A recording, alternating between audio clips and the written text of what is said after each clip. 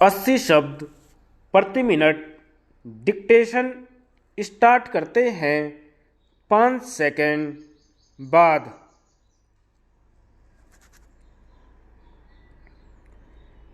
श्रीमान जी, भारतीय बाल कल्याण परिषद से संबंधित किसी भी उत्सव में आकर मुझे हमेशा प्रसन्नता होती है। शायद ही ऐसा कोई रचनात्मक काम हो जिसका संबंध बालकों के कल्याण से न हो।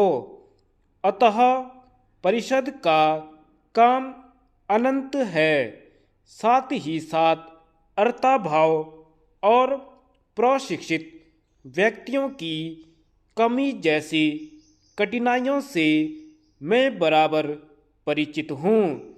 जो कोई भी नया काम प्रारंभ करने के रास्ते में आती हैं और कभी कभी तो पुराने कामों को चला पाना भी कठिन हो जाता है। हमारे जैसे विकासशील देश में इन कठिनाइयों से नहीं बचा जा सकता। इनसे बचने का सबसे अच्छा रास्ता यह है कि हम कुछ चुने हुए कार्य क्षेत्रों में ही अपना ध्यान लगाएं। बाल कल्याण कार्य में भोजन अथवा बच्चों के लिए उचित पोषाहार की व्यवस्था को सबसे ऊंची प्राथमिकता मिलनी चाहिए। भोजन तथा पौष्टिक आहार के बिना कोई और कार्यक्रम संभव नहीं। सच बात तो यह है कि इसके अभाव में लोगों के जीवन और स्वास्थ्य को ही खतरा है। मैं चाहती हूँ कि स्कूली बच्चों को खाना देने का कार्यक्रम पूरे देश में चलाया जाए। इस कार्यक्रम को प्रारंभ करने में मेरा भी कुछ हाथ था और मुझे इस बात से खुशी है कि आजकल यह कार्यक्रम पूरे देश में 1 करोड़ बच्चों तक फैल चुका है। इसके बाद प्रतिभावान और ज़रूरतमंद बच्चों के लिए छात्रवृत्ति और भत्ता देने का कार्यक्रम आता है।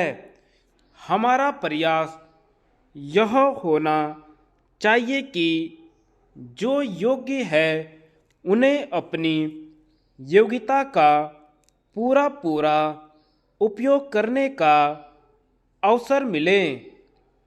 किस बच्चे को किस प्रकार की शिक्षा दी जाए और वह किस स्कूल में पढ़े, इस बात का फैसला उसकी योग्यता पर होना चाहिए, न कि इस बात पर कि वह किस जाति का है, किस वर्ग का है और उसके पास कितना पैसा है। यहाँ मैं यह भी कहना चाहूँगी कि योग्यता की माप हमेशा केवल परीक्षाओं से ही नहीं हो सकती।